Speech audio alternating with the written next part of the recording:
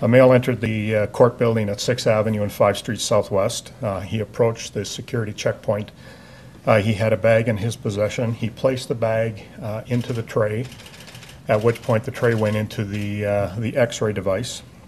A sheriff who was assigned to that X-ray machine, who incidentally has a number of years' experience with airport security, identified a suspicious-looking item in his contents. A couple of other sheriffs were involved. These two other sheriffs had some previous military background. One reached in, took out the item, actually opened up the item that I could describe as looked like a wallet.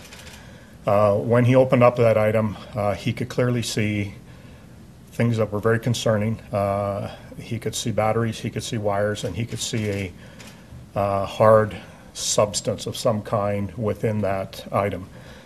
He immediately closed it, placed it back into the tub where it was in the X-ray machine, and they began to question this individual. Typically what happens is there's a conversation between the person who just put the items in there and the X-ray technician or the officers involved, in this case the sheriffs, and there was not a suitable response or a response enough that satisfied them that this was nothing to be concerned about. In fact, in their mind, the response probably was the opposite, that now this is even more suspicious than ever, and that's why they took him into custody. I think if there's one thing that we have learned through our policing partners and incidents that have happened around the world, that it's not uncommon for dry runs or test runs to be done. Not saying that this is the case, and in fact it may not be. It may in fact be a hoax.